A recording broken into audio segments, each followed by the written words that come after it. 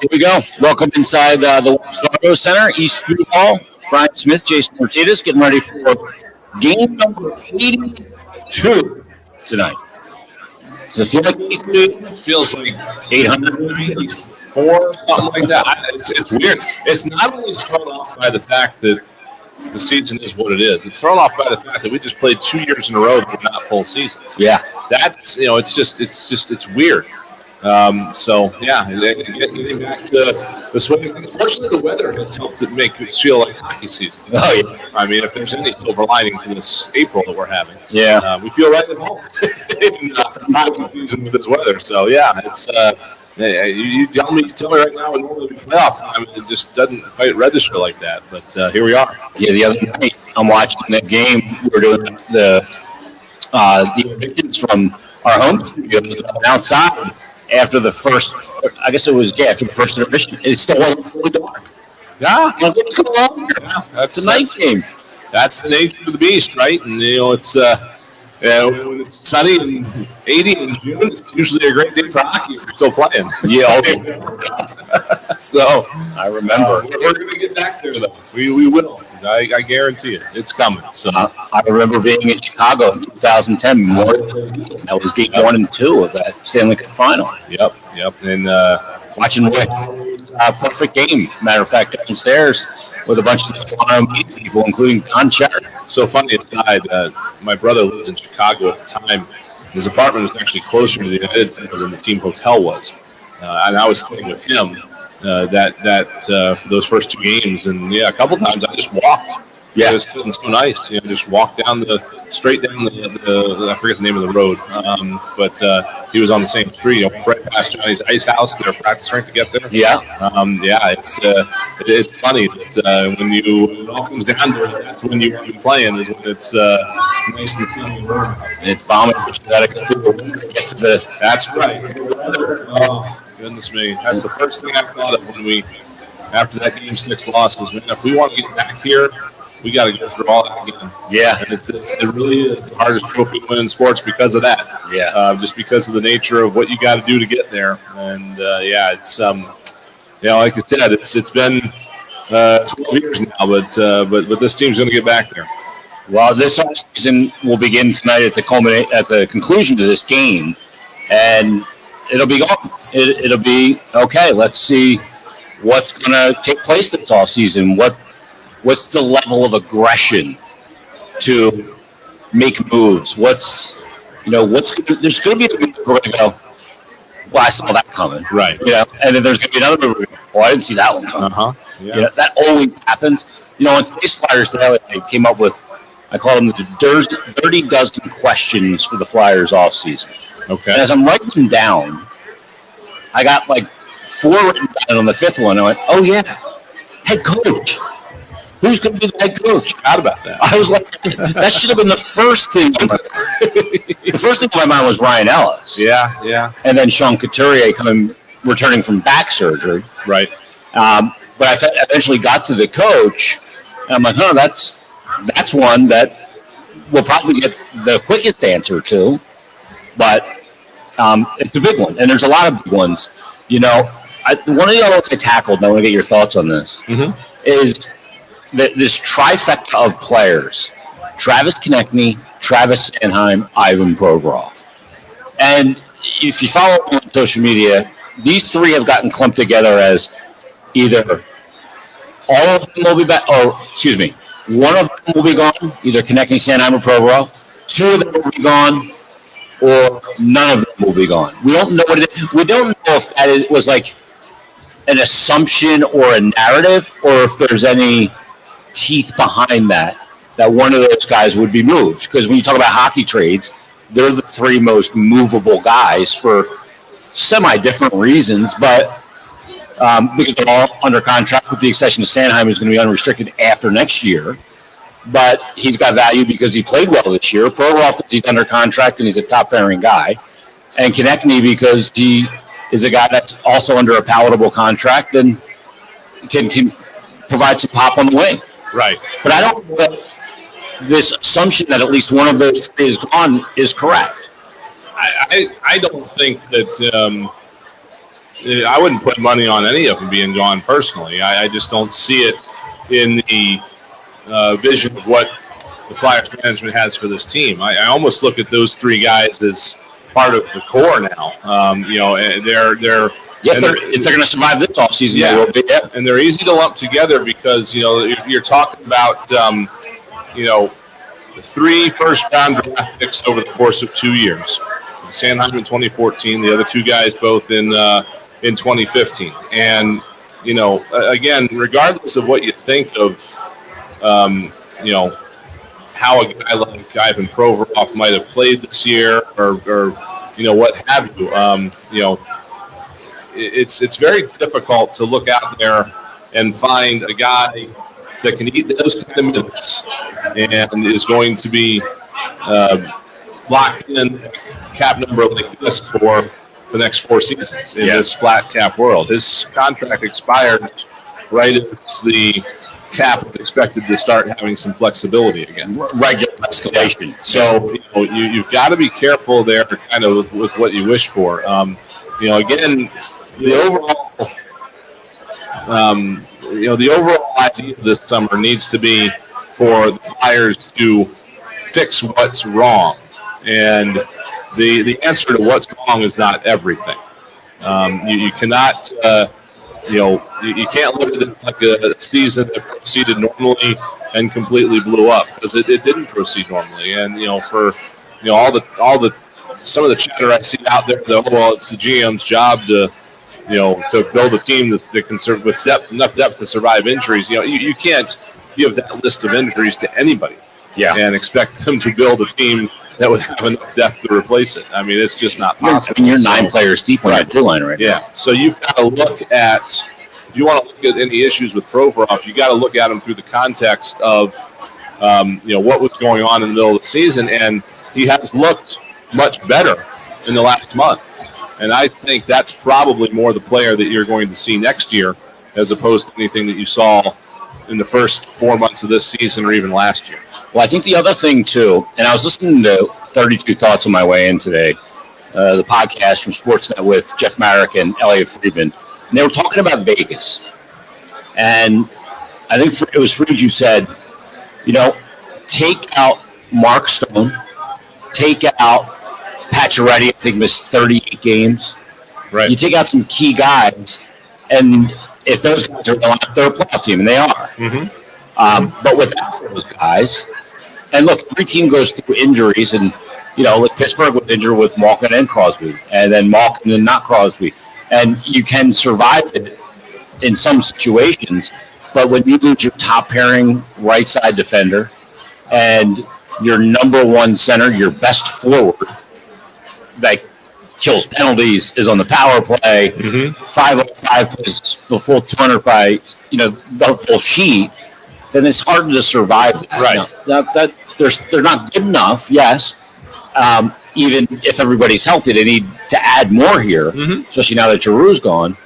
But it wouldn't have been this bad with less injuries. Right. And there was, again, it's kind of the perfect storm, if you will. If you go back and look how the season proceeded, Flyers, again, had a good start, first week or week and a half.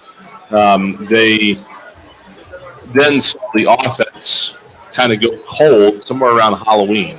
And it stayed that way all the way through the weather now. Yeah, all the way through December when the coaching change was made. Now, if you recall, we're looking at the schedule back then and going, holy crap, look at this schedule that they got to navigate.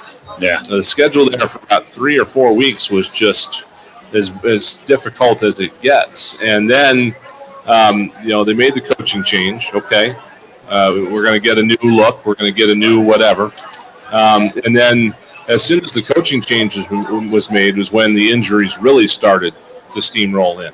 Yeah. And then by the time those guys started coming back, it was too little too late. So, again, when you're trying to figure out how to recover from this season, you just have to make sure you look at it in the proper contexts and, acknowledge it's not an excuse, but it's just reality. You have to acknowledge what was taking place to cause all the problems. My biggest question would be, why did the offense go cold on October 28th? And under normal circumstances, would a coaching change have fixed that? And, I can't say for certainty that it would have, but I feel like the team was never that way in mid-December when they had that trip out west in Vegas and Arizona, and they were looking pretty good. And then the wheels fell off injury-wise. So I tend to believe that it definitely would have gone a lot better than it did if so many guys hadn't gotten hurt at the same time. Well, I remember Kevin Hayes was in and out of the lineup coming off double core surgery to start. Sean Couturier, I think he probably injured himself in about game 11 when it really started bothering him. Because that's about when you saw his face-off percentage drop. Right. You know, and that, look, I know that like social media is hot take heaven, right? Oh, yeah. You know, there's no consequences. You're talking about that 8-year deal. You're not making real decisions. Yeah, he's in decline already. I don't know that I believe that. No. How many? Let me ask you a question. I'm going to see if you're going to take the over or the under here, and I'm going to set it at 3.5. How many spins of the NHL Draft Lottery Simulator till the Flyers get up to number 1? So you got to go over or under? I'm going to go over because I'm thinking 4. So, okay. So, all right, we'll hit it for the first time. Okay. Flyers actually moved down a spot. Right. The wrong way to 5. Okay. Seattle got number 1. So that's 1. Okay. This time they stayed put. Montreal got the number 1 overall pick. Seattle moved up to 2. Arizona 3. All right. Here's 3. Flyers moved down to 6 again. We're not having a good time here. No. And then 4. No. Chicago was number 1. Come on. Yeah. He's got it. Moving up 9 spots. Yeah. All before. Come on. Now I'm at 8, 9. Jeez. Come on. There it is. So it took 10 spins. Okay. And Philly, again, Montreal, Islanders, Arizona, Seattle. Yeah, to me that shows you it's like, all right, well, again, not that anybody's going to tank or anything like that, but a loss tonight and 2 Seattle wins moves them into that 3rd spot instead of the 4th. So the worst they can pick is 5th instead of 6th. But yeah. Again, I don't know. Once it gets past 1, Right. 2 times in a row. There you go. How different is it from 2 to 7? Then, what's the biggest difference between the players? If anything, you might have a difficult decision made for you if you're trying to choose between 2 guys. Yeah. And again, we've seen so many drafts in the last 3-4 years where the best player to come out of the draft, at least to this point, has been like the 3rd, 4th, 5th guy. Yeah. So, there's no 2017 draft. Right. So there's no, I don't think there's a lot of ways the Flyers can go wrong here. But again, the hypothetical was, do they trade down to get assets for next year? I don't know. We'll have to see what happens. Yeah, and Chuck's a guy that has moved down before. So we're going to join our radio audience here in, I think, about 30 seconds. I think. Less than that, like 2. I can't hear the station. There it is. Flyers hockey is back. All on in front. Here's connecting. We are back. He's We are back. He's going in all alone. Backhand. He's come. This is the Fanatic Flyers pregame show with Jason Myrtetus on 97.5. Mike's up. Fanatic. Yes, with a lot of Eastwood Hall. One chance for the 2021-22 season. Brian Smith, Jason Myrtetus, Flyers and Ottawa Senators tonight, Brian. We'll put a bow on the season. It may be a funereal black bow, but we'll put the bow on and move forward. And I almost don't even I have to do a podcast for tomorrow after the game tonight. And Enjoy that. I'm not going to really be breaking down this game tonight. No, but I got to figure out a line of demarcation to get this season out of my thought process, and it's all about moving forward. But I think you have to learn something from a season like this, as much as to learn from it and react properly. And so you can't just move on right now. Right. Yeah, absolutely. That was easy to say. Yeah. No, this is going to take a good bit of debriefing. It'll start tomorrow with player exit interviews, and then after that, you can bet the hockey side is going to be taking a deep dive into every aspect of this season. They're going to be looking at the injury situation. They're going to be looking at the special team situation. Why did the power play not only struggle, but be what is reported to be the worst in franchise history? Bill Meltzer had some data that we don't have that that would indicate that. So what happened there? What can be done inside the organization on a developmental standpoint to make sure that that these players continue their upward trajectory. And I guess first and foremost is kind of a reset in terms of moving it forward out of the COVID era. This is still, again, a season that was affected by COVID, just from the standpoint of they had some guys in protocol there for a while in December, and there were still some restrictions in place, although certainly not as bad as it was a year ago. But the season ended late last year. It was a short off season coming into this year, and again there were COVID situations. So really kind of reset and approach the 22-23 season as hopefully a complete return to normal. And it would be, if so, it would be honestly Chuck Fletcher's first normal season on the job. Yeah. You got to remember, he came in December of 18. They rode out the rest of the 18-19 season. They made a coaching change. 19-20 was going great. And then COVID hit. 69 games in. Yep. And then 2021 was just, survival, really.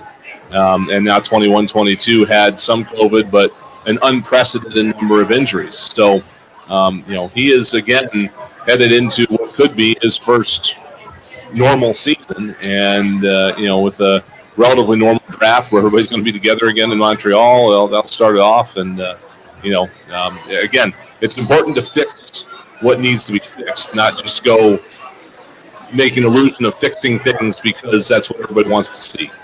Yeah. Because if you throw the baby out of the bathwater, then it could be going in the wrong direction. Yeah, you got to be strategic and you have to react, but not overreact in some ways.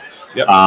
The playoffs will start Monday, and the last possible day the cup can be handed out. I got a weird phasing in my ears. I don't know if there's something. It's that 5-hour energy you have. Yeah, I was on the car ride down. But the last possible day the cup can be handed out is June 30th.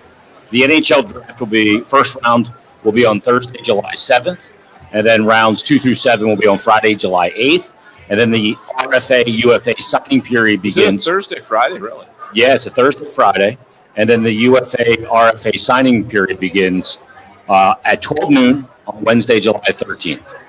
Okay. So about 2 weeks later than normal. Yeah, and that's what's ahead here. And again, it will also start for the Flyers, I believe, next Thursday is the lottery or something like that? I think I was told it was May 10th. Okay. Is that right? I wish I could get a definitive answer on when this freaking lottery is. You know what I mean? Yeah. Because I'll be like the guy that buys a Powerball ticket the day after and win it. And it'll be the day after $50 million was the prize pool instead of $40. Let us consult the it is May 10th. Okay. You are correct. The consulting the crystal ball that is Google, it is May 10th. So that's the right crystal ball, not Twitter. So once that is set, once the Flyers know where their first round pick is, that is when the planning starts in earnest. Because if they win the lottery, your strategy is markedly different than if you don't. Yeah. So that'll be a big date, and then it's kind of a dead period from the end of the regular season through the end of the Stanley Cup playoffs, at least in terms of things happening that are visible publicly. But they'll be using that 7 weeks, I guess it will be 7 or 8 weeks to evaluate everything, to debrief and figure out, okay, these are the things we need to fix. And fixing things doesn't necessarily mean getting rid of people. Yeah. It can certainly mean changing your processes, changing the folks that you adding have, to. Yeah, adding to it. Like they added to the analytics department. Right, exactly. There could be a lot of that on the horizon. So it doesn't necessarily mean getting rid of people, but it's just understanding where the organization needs to improve from an operational standpoint to give the players the best opportunity they have to be successful. Yeah, I think another part of it too, and the head coach angle of it, and I think that would be the first bit we get, and I think that's going to take less than 2 months. I don't think we're going to be kind of twisting in the wind here, waiting for the next head coach to be named, I think that could come rather sooner than later. I think they probably know who they want to be the next head coach now. I think they already probably have that answer. They may even have an agreement. We don't know. Right. But, because you don't want to do that to leak out or anything. But I think that it's probably pretty likely that they pretty much know, if at a minimum, who like their top 3 candidates are. That also and I guess the question is going to be, are any of them coaching right now? Yeah. And I would imagine probably not, but if they at least want to talk to somebody that's coaching right now. You got to ask permission. Again, there are, for whatever reason, half of the NHL coaches on expiring contracts this year. It's nuts. Or interim tags. So it's very possible there could be somebody out there they want to talk to that's got to finish their season. Yeah, like Andrew Brunette down in Florida. Right. Like he's going to have the interim tag removed. Yeah, absolutely. I mean, my goodness. I look at that team, and it's like you want to look at that team and try to figure out how to do that. But I wonder, I got to see if Florida can do this again next year, because I wonder if it's not catching lightning in the bottle. They've got 9 guys or something like that with career high years. Yeah. I mean, that you're not going to have 9 guys with career high years next year. I mean, they might be just as good, but you got to figure out why that happened. Yeah. And, most times when an interim comes in, it's because the coach got fired because the team was performing poorly. That wasn't the case. That was not the case here. Yes, that was a rare situation. The Quenneville situation with going back to Kyle Beach and his time with the Blackhawks. So there's a lot of different things in play. But, it'll be interesting to see, is Mike Yeo maybe the guy, or is he going to be on the staff of the next guy? I mean, I think Mike's done a lot of good things here. We talked to him before the game tonight. It's been real tough. From the moment he came in, they were on a back-to-back. They had lost to Tampa 7-1. And then that night that he was named, the day he was named, they had to take on Colorado. Yeah. Not the greatest situation. I have a feeling, it's just a gut feeling, that some of the exit interviews that happen tomorrow will go toward determining the route there. Reflective of they're going to get. I'm sure they're going to get some opinions from the guys and what they think, and whether that sways the decision one way or the other, I don't know. But there's definitely, I'm sure that's going to come up. What do you think of how things went this year? Well, what's going to come up right now is the countdown to face-off, and then all the first period action. Tim Saunders, Steve Coates, they'll bring it all to you coming up right after this. You've been listening to Flyers Game Day on the BetRivers.com Flyers Broadcast Network. Your home for Philadelphia Flyers hockey.